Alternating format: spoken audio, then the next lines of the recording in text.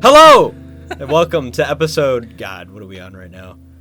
70 something. 3, 4. 74. I have 74, and the mouse is back. But this was when the mouse was good. This was during the Disney Renaissance, as it's known colloquially. I don't know if I used that word correctly.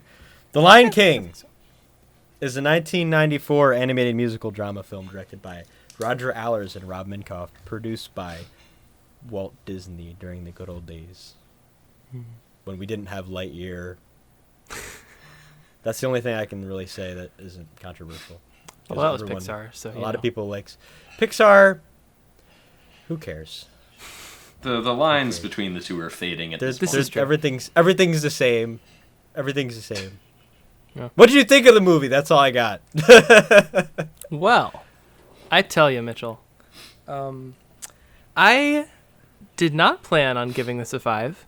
I think this was one of the films that I had obviously watched many, many times before getting a Letterboxd account or storing reviews on Twitter. And it was sitting at, I think, a 4.5, maybe a 4 from memory. This was in the rotation of DVDs I would watch whenever I and my brother were babysat in the tender ages of like 5 to 8 years old, in the same pile as like the SpongeBob SquarePants movie and Attack of the Clones, among some other venerable classics. Except this one is actually fantastic. I loved it. It really passed any expectation I had for it and totally lives up to my memory of it. And so I landed on a 5. Excuse me. Because I don't really think there's anything I would change about it. It's very brief, but not in a bad way. You know, it's very economical with its time and what it chooses to portray. I think the songs are fantastic. I was like bopping in my couch, rocking to. I was like, yeah, you know what? I can't wait to be king either, Simba. Yeah, you're right to be dancing, and the colors just pop so much, especially in that number. Everything just sort of gets like 10% more neon or something. I don't know how to describe it, but it just looks fantastic. Neon. And now that we're at this stage, we're talking about sort of the way Disney has changed from 90s to now. And one of the ways in which Disney Animation Studios and the Pixar Studios are similar now is that they both deal exclusively in computer animation. And it's a great time for computer animation. You know, everything looks really clean and nice. I've seen Encanto and Raya. I think those are the two most recent Disney animation projects, and those are both computer animated. And I thought they were both pretty beautiful and had their moments, and I generally liked them. And I still generally like most of what Pixar does, but at the same time, I really miss the workmanship of 2D animation, hand-drawn. You see the seams in it, and there's a sort of human touch of artistry in its almost occasional imperfections. Though I wouldn't even call them imperfections, because I don't think there's really identifiable mistakes. It's just that you can tell that it was more handmade, if that makes sense. I think our characters are great. I think the voice talent is pretty superb across the board. Yeah, I mean, it's beautiful. I think it has something for everyone.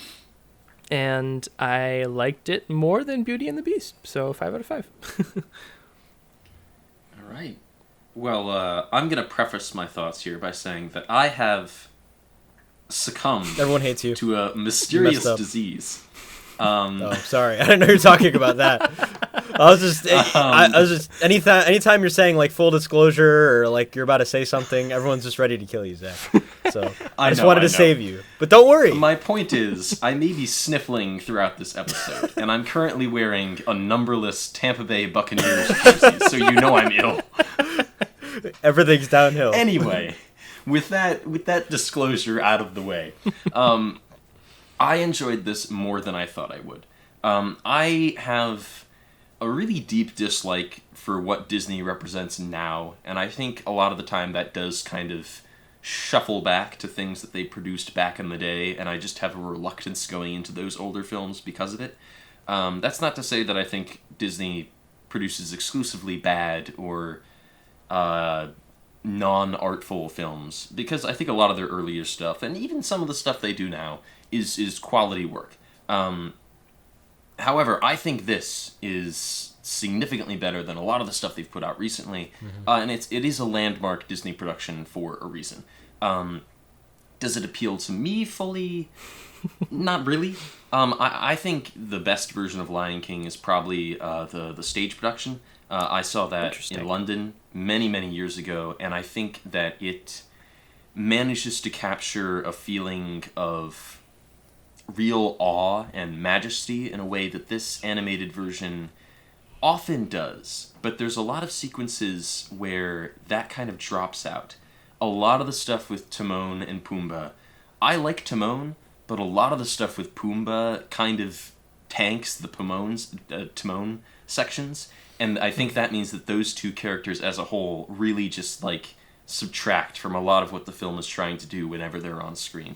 And additionally, there's a lot of... This film, I think, excels in its wide shots. It's animated wide shots of the Great Plains of Africa, where we see all these different animals moving in unison. That's where the movie really excels.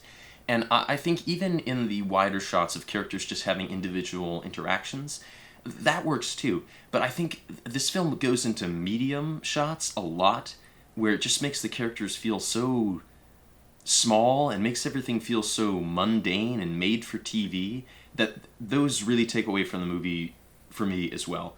I think a lot of the shots where other characters are interacting with Zazu are a good example, where Zazu is a pretty small character, so when you go into wide, it becomes difficult to recognize like his expressions, and Rowan Atkinson is giving a really expressive performance, so you want to animate to that, so you want to go in closer, but since he is so small, then you're going to be cutting other people out of the shot, so you need to find reasons to kind of tighten the shot and include both people, and maybe cut another person out of the shot, and it just becomes a much smaller affair, and those shots do bug me. Those are pretty small things, though.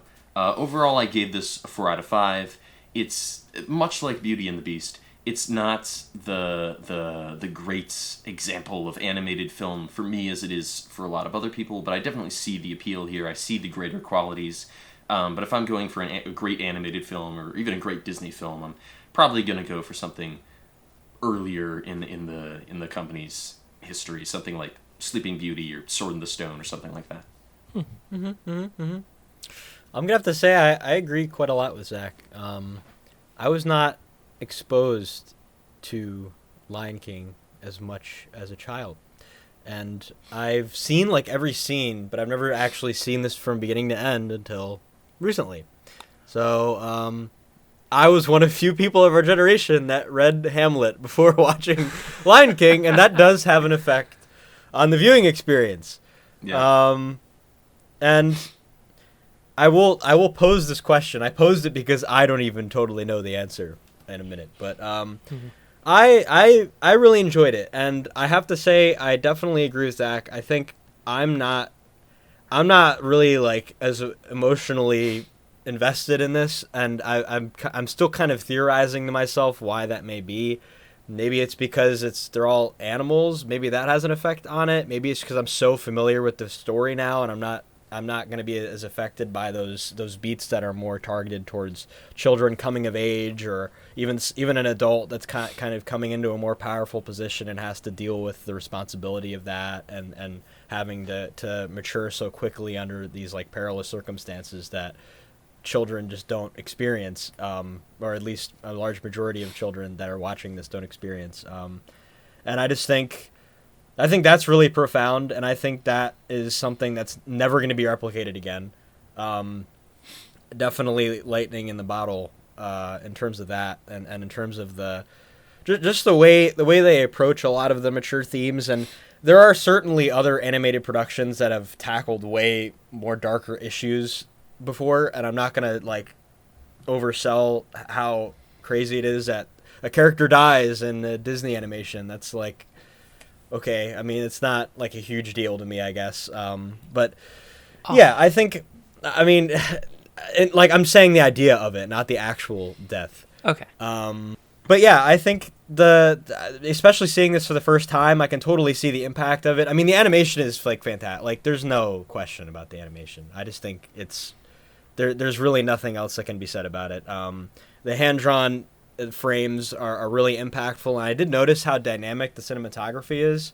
And like Zach was mentioning about the wide shots, I think those conversations definitely become a lot more alive when there's such an emphasis on making it more of a, I guess, kind of like a filmed musical, but kind of soaking in the externals and just the taking advantage of like the full throttle African savanna, and just making everything as colorful and popping as possible in a grounded environment.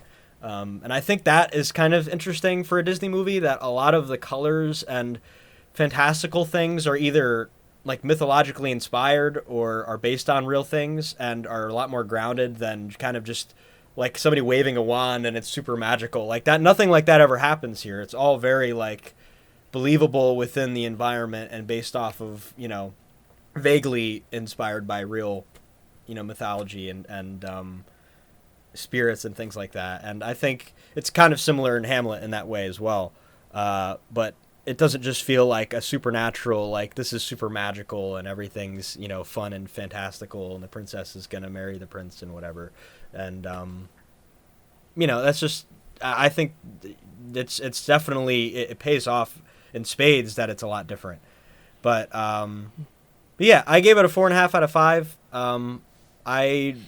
There's not a whole lot I see wrong with this. It doesn't really connect with me very much on an emotional level.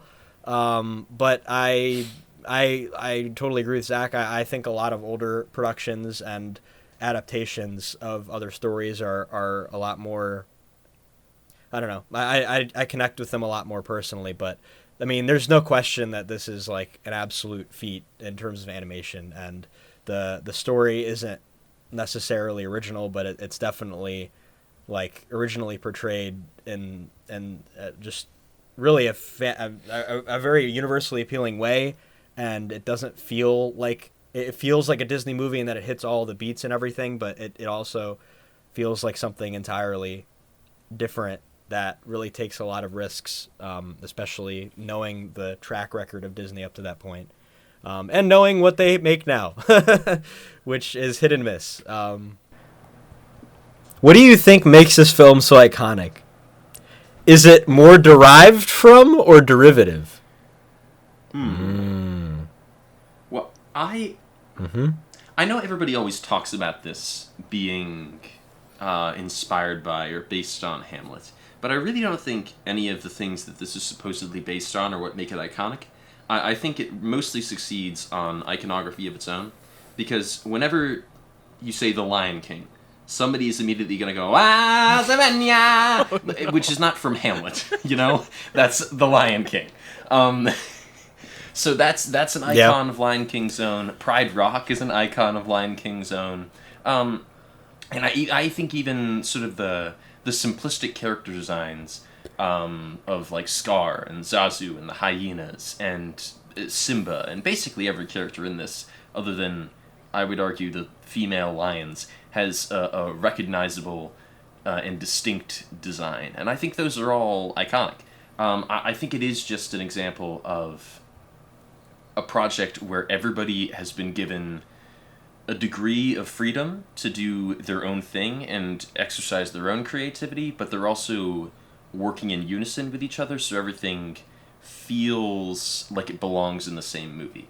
Other than Timon and Pumbaa, who also do have recognizable and iconic designs, I think everything in this works within the bounds of what the film is trying to do, while also being recognizable and very much its own thing. Well, I will give you I will marginally concede the Pumbaa point, but Timon is easily my favorite character in this whole thing. He's hilarious. I love it. I know it's a big tonal shift. I mean, we go from the saddest scene, which is deeply impactful to me at least. I don't really feel it too much when Mufasa dies, but when Simba curls under his dead paw, that's pretty awful and sad to me. And then 3 cuts later, we've got the goofy guys kicking it, but I'm kind of thankful that the tone is lightened from there, because I mean it's a reminder that this is sort of like a musical comedy of sorts. And I think the one time Pumbaa goes a little... There's not one time. Pumbaa goes a little too far, but at the same time, I'll give it credit in the way that it semi-censored him. Because when I was a child, I had no idea what... And I got downhearted every time that I had no idea what that rhyme was. Swear to God, I had no idea what rhymed with downhearted. That couldn't be said in front of the kids. And I'm sure I knew what the word fart was. Maybe I'm just stupid, but anyway. Well, I thought you were going to say it was the why am I always saving your ass moment. Where Timon gets cut off, right when he's trying to push him through the root. Right. And then, I definitely didn't pick up on that either when I was a child, but I felt that probably went without saying because I'm of the three of us, I'm the, well, anyway, you know at this point if you're even listening to this. The most iconic, is it derivative or not? I keep falling back to the whole everything is derivative thing, and I think it's just the amount of the successfulness of an adaptation comes down to how well you mask that and to what extent you're deriving. And I think oftentimes the impulse to simplify things, especially in a family production, is the correct impulse. And I get the whole like king gets killed, son kills the killer of the king thing that Hamlet does. Beyond that, I don't think it's too much of a direct steal from that. I think the most, I don't know. I don't think I have that much more to say about how derivative it is. It just kind of is, and I'm okay with that. Yeah, and I think I just think the archetypes and the multiple genres that kind of remind me of Shakespeare and just musicals in general are part of what make it so appealing. I mean, really a lot of, like, there's so many, like, every scene pretty much feels like it's trying to inspire, like, a new, I don't know, like, trying to instill something new in the genre it's trying to represent that would normally be represented by humans, or at least something that is, in an animated sense, similar to real life with a magical twist. But I feel like a lot of the twists in this are a lot more nuanced, and I also feel like the comedy isn't necessary. The comedy is very dynamic, and the romance is kind of like, you don't really feel like you're getting into anything. Everything kind of just feels like it's happening, and you're kind of along for the ride. It's kind of like taking you through the journey instead of kind of like working up to everything.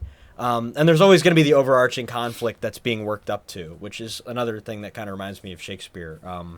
And Hamlet and everything. It's just you kind of have these multiple storylines going on at once, and it's all feeding into the overarching narrative, and how the narrative is supposed to be. But because there's so many genre breaks, and there's a lot of like dynamic interactions between the characters that are accentuated by the amazing animation, I think is really what really captivates pretty much anybody at that point.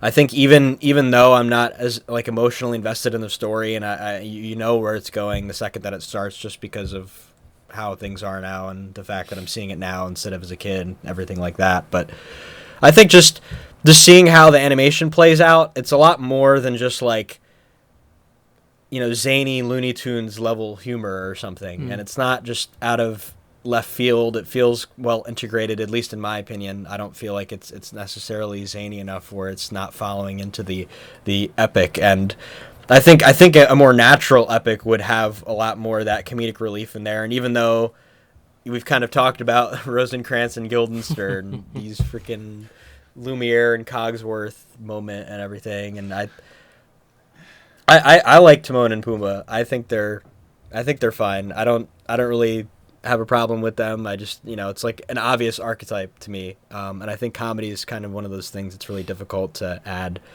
anything to at an animated level before it's kind of just a Looney Tunes show, like I said.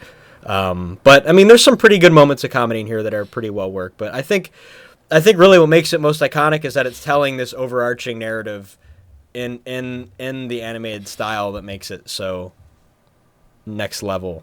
And I think that's really something that's never going to be replicated. And you could tell the same story a million different ways. And I think it's just how derivative they are, and how they're able to make a story that's been told before more appealing, and keeping with the Disney beats that made the Disney Renaissance so appealing and nostalgic, I guess, compared to things now.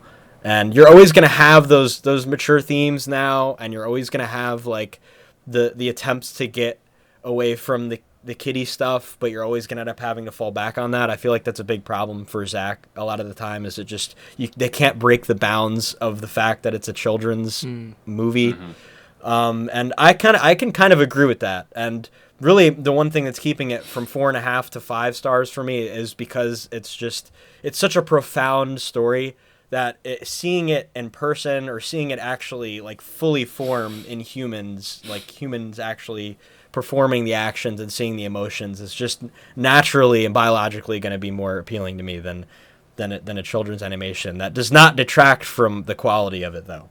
At the end of the day, and it doesn't detract from the themes and what it's trying to represent within this framing.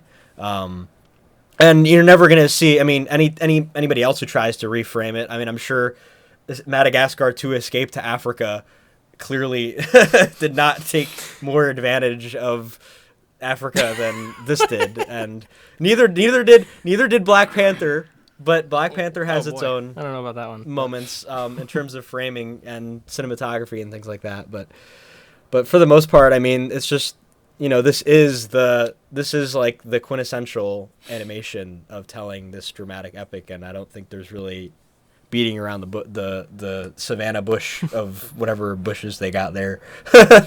Yeah, I mean, I didn't really have anything else to talk about. I know we could talk about the voice acting. Yes. And I think I think James Earl Jones is by far like the most appealing.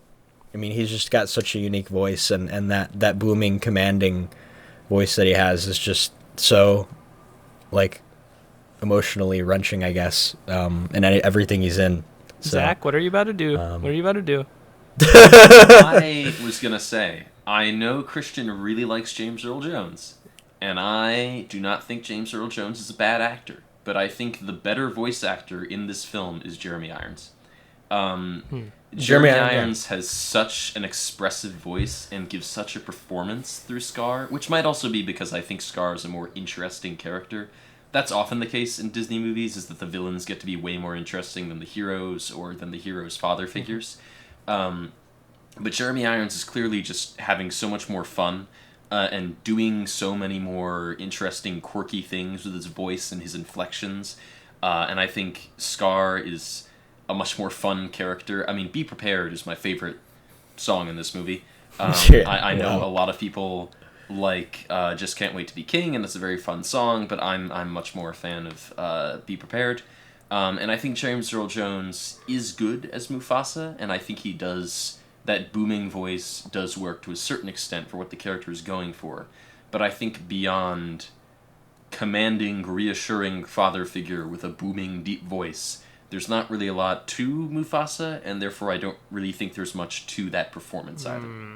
Okay. I can definitely second the support of Jeremy Irons, though, especially because he kind of has to, like you kind of said, like Mufasa like is supposed to be that sturdy like representation of how the line was going, how the monarchy was supposed to go, and then that dies, and then Scar's adding all this crazy, stuff and ruining everything, and I can agree that is more an interesting concept. But yeah, I mean, I think Scar really has some internal conflicts and conflicts with our main characters enough where it's he's not overstated, and he doesn't feel like he's being too like understated, I guess, like, or he's being too reserved.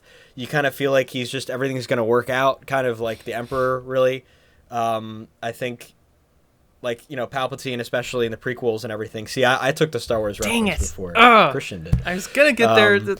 But yeah, I mean, Vader isn't necessarily somebody with a plan. He's kind of somebody that's like, he's got his emotional past, and he's like the sturdy, like, this is how everything should be, and that kind of gets ruined.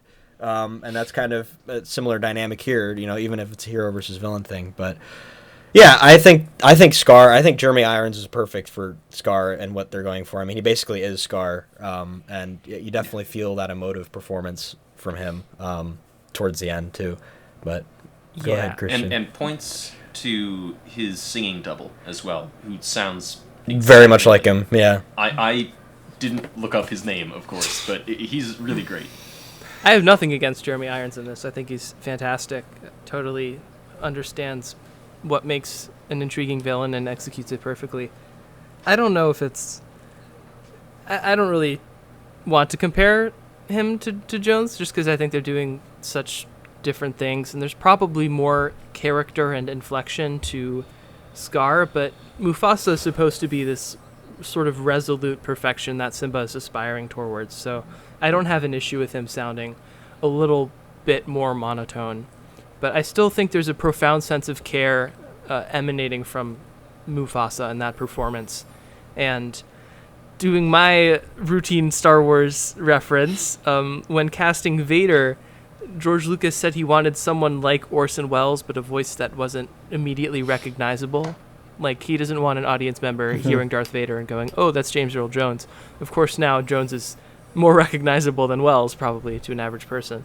But I don't think that was distracting to me. And I knew, of course, that it was James Earl Jones performing, but I think there's a very distinct and noticeable difference between his performance here and his performance in Star Wars. It's not just stock bass baritone voice, and I think that's done to great effect. I was going to talk about the music. I don't know if we're going to get into the music later. Is it okay if I do that now, Mitchell? We can go into it now. Yeah. My favorite. There's so many fantastic songs, and I think it's interesting because oftentimes when reviewing musicals, I cite something along the lines of the first half of a musical is always like the preferred half in terms of the music itself, and then the second half is just when everything goes wrong and everyone gets sad. And stuff like, I don't know, we talked about West Side Story. It's certainly true there. Recent popular hit Hamilton is certainly belongs to that criteria, and many others, I'm sure. Les Mis, probably, plenty others. But in Lion King, at least on this most recent rewatch, I never had a moment where I was like, darn, that's it for the songs. I'm going to miss the songs, and I just need to watch 20 minutes of the plot play out. Gosh darn it. I never had that. I often do have that for musicals. I didn't have that for this one. And I think that's a reflection of how fun the animation is and the visuals and the voice performances independent of the music. But all that said, the music is great. We've got Elton John doing the sung stuff, and Hans Zimmer doing, I will admit, an effective score, though it does borrow quite a few motives from Elton's work. I will still concede that the score is acceptable and performs its job. My favorite song is probably the I Just Can't Wait to Be King, but then like Hakuna Matata just hits. But my real answer is the Luau song. The freaking Luau song, Distraction. That is the high point of this entire film. I will admit that's maybe the one time I found Timon fun. I'll take it. We used to rewind that minute. My brother and I, we would watch that like 30-second clip like 8 times in a row whenever we watched the movie. Oh, love it. Fun fact, Elton John was given a special screening and he noticed that his song was left out. Oh. So he lobbied Katzenberg to have the song put back in, and then Can You Feel the Love Tonight won an Academy Award for Best Original Song. Oh, wow. That's awesome. Yeah. That's a real mic drop. Do you like music, Zach? I like the music. I think is it as good as Tarzan? The song that's... I don't enjoy this as much as Tarzan. I know it's an unpopular opinion, but I really love Tarzan. Tarzan is the Disney Renaissance. Shame on you for bringing this up, Mitchell. And I think Shame maybe it's just because... Maybe it's because I watched it a lot growing up, but Tarzan... I love Tarzan, and specifically Son of Man just there's something that really nostalgically hits about that song for me, and about that whole number associated with it. When he like lands on the vine and turns around at the camera, that's not many Disney films give me chills, but Tarzan gives me chills. But in terms of The Lion King, I like most of the music and most of the songs. I think it's become the song that is most referenced in regard to the film, but The Circle of Life it doesn't really work for me. Oh my or God. Perhaps I should say that it works in isolation, but it doesn't really feel at home with the rest of the soundtrack to me. And it kind of sticks out a little awkwardly from the rest of the sound of the film.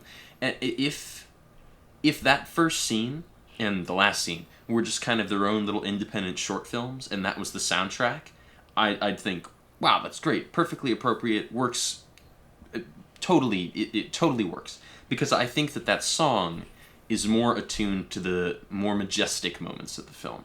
But for the rest of the movie, which is sometimes going for a smaller scale and a more comedic scale, and is maybe trying to be a bit wackier and a little bit and favors more maybe to the leanings of popular music, that piece doesn't really fit with that sound to me.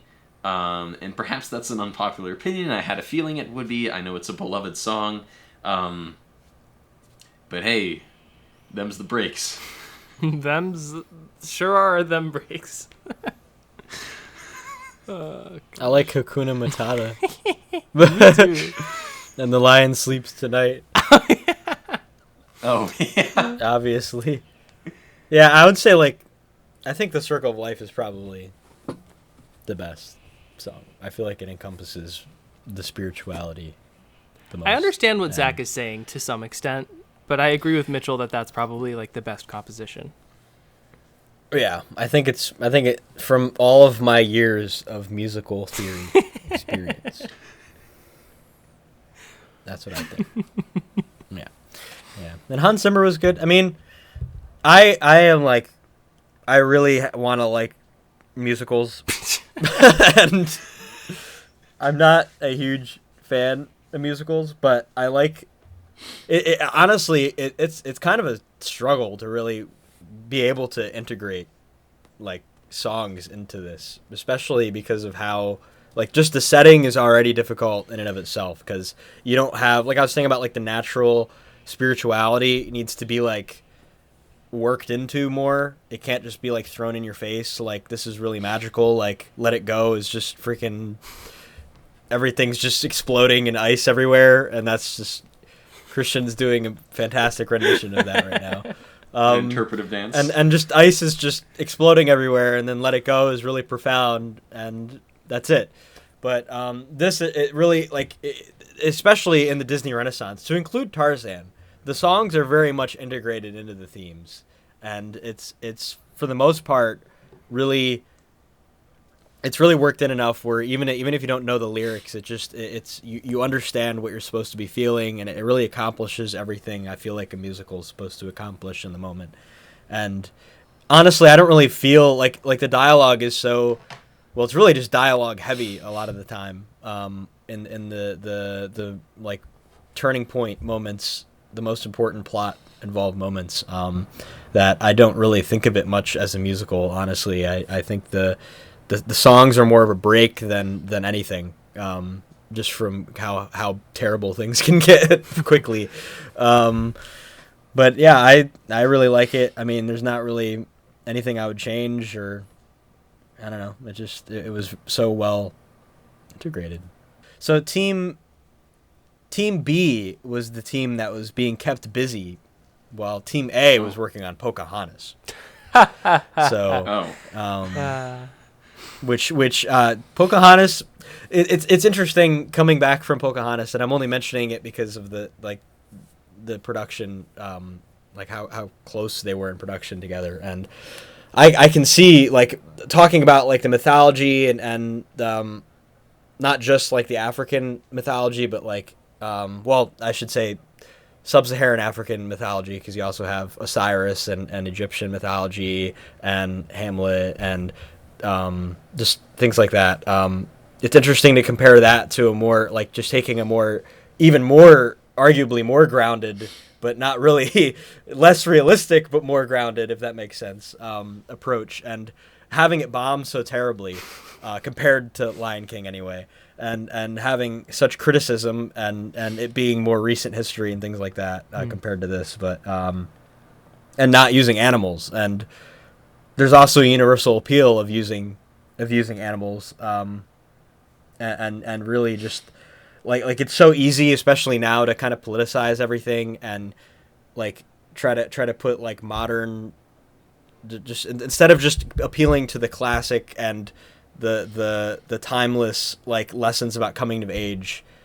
It's a lot easier now to approach things from a more modern perspective and kind of just taking things like year by year, like Zootopia, comes out. Clearly you can tell it comes out in 2016 just by the themes that it discusses and stuff. But those are a lot more modern, like, developments compared to even like Pocahontas. Like that's not, they tried to really take a historical perspective on it and it really didn't work. And I think that Pocahontas is kind of a representation.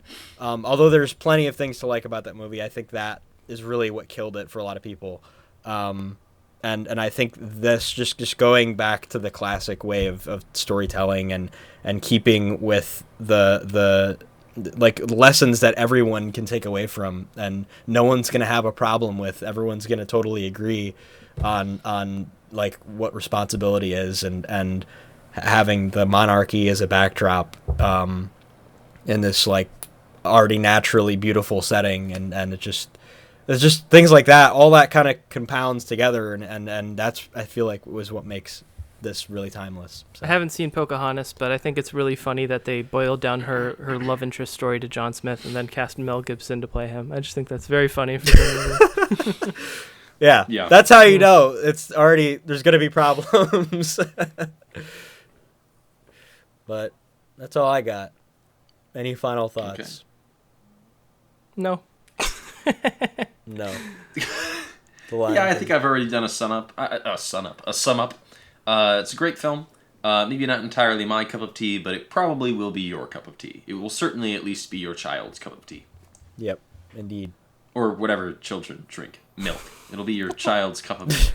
Coffee. We drink coffee here in the States. So yeah, we can review.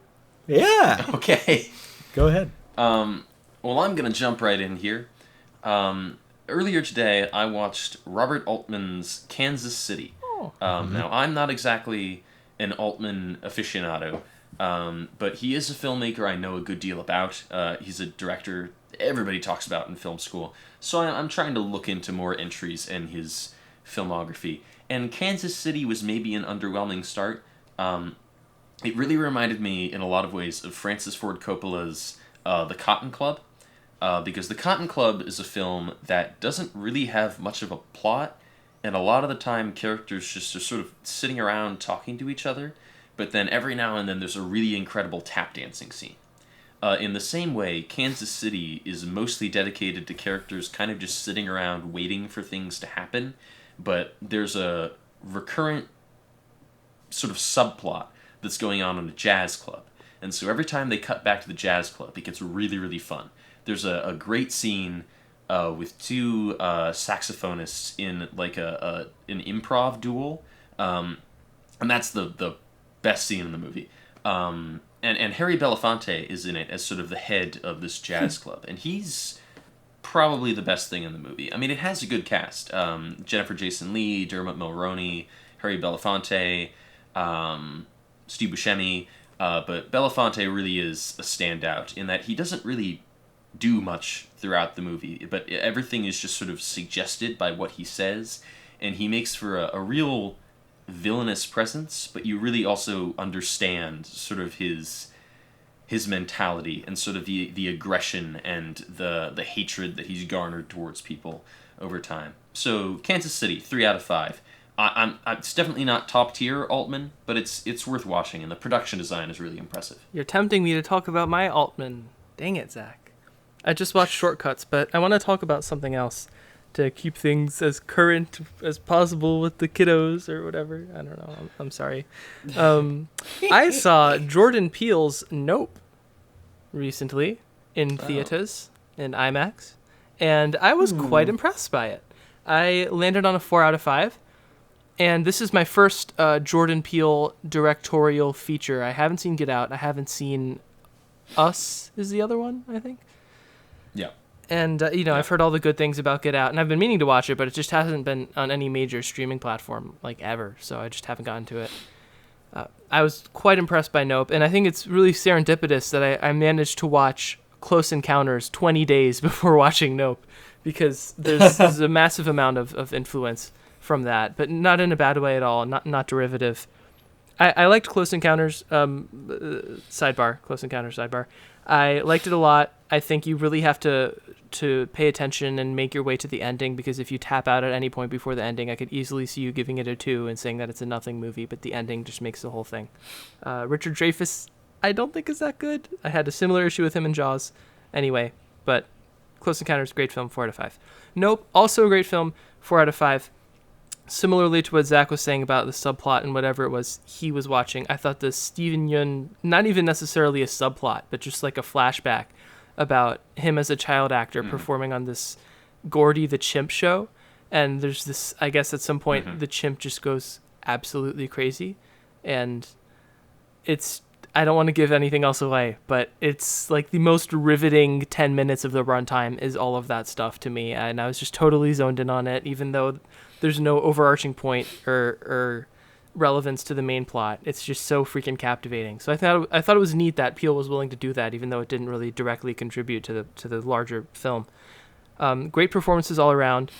I would recommend it. It's sort of a horror film, but it's almost more of like a, thriller, atmospheric. It's just a very good film. I'd recommend it to pretty much anyone. Yeah. I think it's interesting you mentioned Jaws, because I think Jaws is potentially a bigger influence than Close Encounters. I think a lot of the character dynamics are directly taken from Jaws. Sure. Yeah, but Christian doesn't care. I'm trying to be a good friend here. I can be neutral. Nope. You're all radicals. I would talk about it further, but I don't want to spoil the film. You're all radicals. You're all radicals. Okay. I finished The Boys. Hey! Did you finish The Boys, Zach? I finished The Boys, too. It was all right. Honestly, yeah. If I won't say anything. Christian, come back. No, say what you want. I won't say anything. Come back. Are you? Can you hear me? Sort of. All right. I'm not gonna spoil anything. Really, it was basically they were gonna make a season 4. The whole season was a setup for another season. Yes. And that's like the worst thing about it. And kind of knew that going in, but it really started to kick in hard the last couple episodes. And I like Soldier Boy. I think he's fine. I think that whole plot line works fine. it doesn't come close to season 2, honestly. I think Stormfront was really well integrated, and I just don't think the creativity was on par for this. I think everyone really felt stagnated for character development here. Even Huey just because it's funny, he kind of comes back on his old character traits he's had since season 1. And it kind of gets frustrating sometimes because you feel like, oh, we're going to make him progress. Just kidding. He's everything. Everyone has to do everything bad all the time. And we're kind of just waiting to see what that's going to amount to. And I think that was really the biggest problem. But there is definitely select moments that were hilarious. And I think there's some really memorable scenes in this. Some of them are probably the most well-written in the series. But for the most part, it was fine. I wasn't really radically impressed as much as I was the second season, but I really do want to see what all this amounts to, what the character ties and how Soldier Boy is going to be implemented and the 5 other things that they referenced at the end of the finale. But yeah, I don't know. Yeah, we'll see what happens. Yeah, Stormfront was really well incorporated in season 2, and she also changed the status quo. By the end of season 3, I didn't really feel like anything major had changed.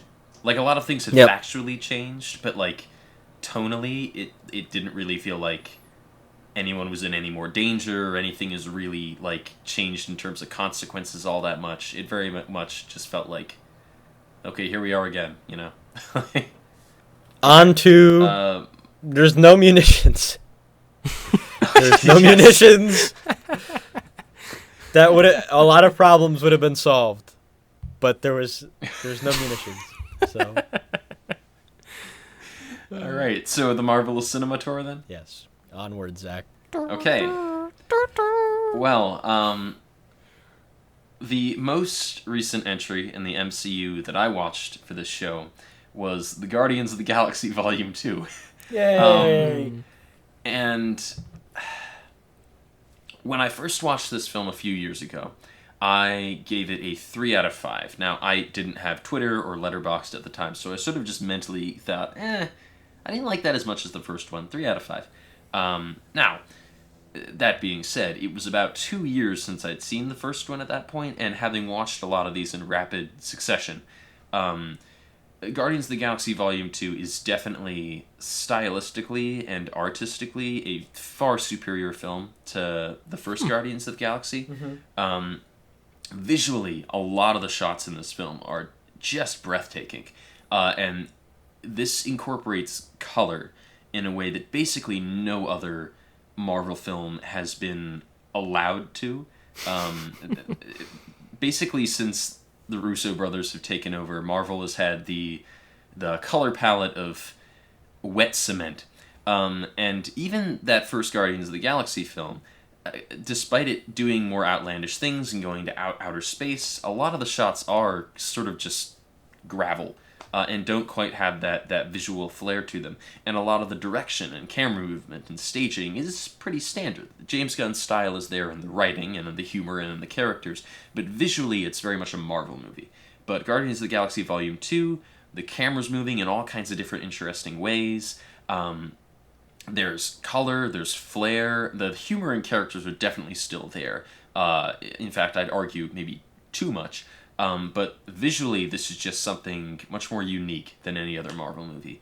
I know that James Gunn storyboards every single shot of his films on note cards before he goes into production, which I imagine is probably what allows him to make these more visually interesting movies, because when you have a plan going in and only shoot the stuff that you want, it gives the studio less opportunity to muck up your vision in post and make a movie that they prefer rather than what you prefer.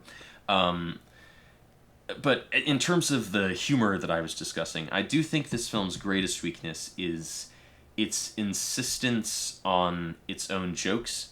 I think basically every single dramatic beat in this film is undercut with a joke. Usually a joke that all of the characters in the film laugh at. And I've made this comparison before, at least to you guys, maybe not on this show, but to me that just feels like going to like a comedy club and having a comedian laugh at their own jokes. It feels kind of desperate, and it just, to a certain point, kind of annoying. Like, I don't need Rocket Raccoon to laugh at your joke for 5 minutes to understand that it's meant to be funny. Like, let me make that judgment, not Rocket Raccoon. This is a character I like. Don't make me not like him. But that being said, this was... I'm sorry.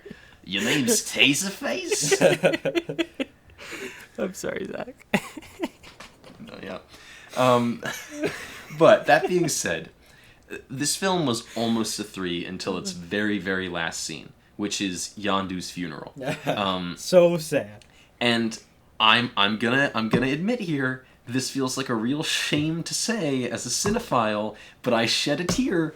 Yes! And I think that's more. I love him. I think that's more James Gunn and a really well chosen soundtrack than it is this Marvel character. And the casting choice. The casting choice. I think it's more the craft of the movie than the MCU ingratiating itself upon me. Yeah. But I'll give it those points. It is effective. So I think the movie is definitely a bit too much every now and then. Yeah. And I will say, if I was to choose a Guardians of the Galaxy film to rewatch, despite Volume 2's superior qualities to Volume 1. I might rewatch Volume 1 sooner, just because it's a lot less exhausting, I think. But it's Volume 2 is definitely a superior film. 4 out of 5. Next up, I think, is Spider-Man Homecoming, which I remember liking a lot when it came out. But I know that there's been sort of a souring on John Watts' Tom Holland Spider-Man, or at least an averaging, where people are like, oh, those movies are kind of middle of the road. So I guess we'll see. So that'll be the one I talk about next time. That was fun. I really like that one. This installment of the Cinema Tour, to be clear, not Yes. Though I like the movies Oh, I see. too. Okay. Good job, Zach. Thank you. And then it was time for to run. To run. Air Yes. horn. Yes. Yes. We are back in the savannah to ask for numbers from Mitchell. Yee! Some people are just going to be like, what is this weird sound effect that Mitchell Yee! is in this episode? Okay. 1 minute. Zach's going to start? Yeah. No. Wait. I gotta do the math. Yeah, I'll start this one. Okay. And here we go. 3, 2, 1. Hand-drawn animation. 5 out of 5. Not yet. 3 to 5. Mufasa. 3 to 5. Be prepared. 4 to 5. Scar as the populist that promises to fix everything. 3 to 5. Cloudfather. 4 to 5. Nathan Lane as Timon. 4 to 5. A stampede. 4 to 5. Zazu singing It's a Small World. 3 to 5. Lackadaisical justification of monarchical privilege. 4 to 5. Making Mufasa's name illegal. 4 to 5. The circle of life. 5 out of 5. Hakuna Matata. 3 to 5. Hyenas. 3 to 5. Dressing in drag and doing the hula. 4 to 5. The inevitability of being remade. 4 to 5. Being the king and doing whatever you want. 4 to 5. 1 Elfin second. Graveyard. 3 to 5. Oh, time. Oh, gosh, there's so many we didn't get to. Yeah. Oh, this is good. Tis the That's all right. nature. Yeah. That's fine. That's all right. Do I preview Okay. now? Yeah. Preview the I think view. you do. Yeah. What are we Preview. talking about next time? All right. Well, if you liked the elephants in I Just Can't Wait to Be King, there's a blue elephantine character in our next feature, but I already told you he's not an elephant. His I name thought we is were Max watching Rebo, Dumbo. and he's an Ortolan musician that plays in Jabba's band, or his band plays in Jabba's palace. Anyway, we're going to be watching and discussing Star Wars Episode 6, Return of the Jedi, mostly at the behest of my two co-hosts, because we watched 4 and 5 in our prior seasons. I wasn't, I could have been swayed either way. I wasn't really set on doing it, but I think it'll be nice to cap off the trilogy, talk about.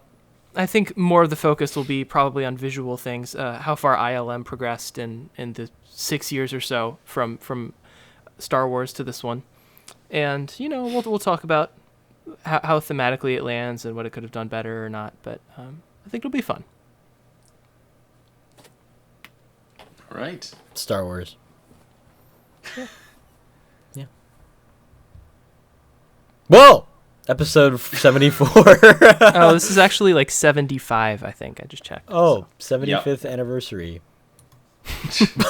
That's how that works. All right, Hakuna Matata.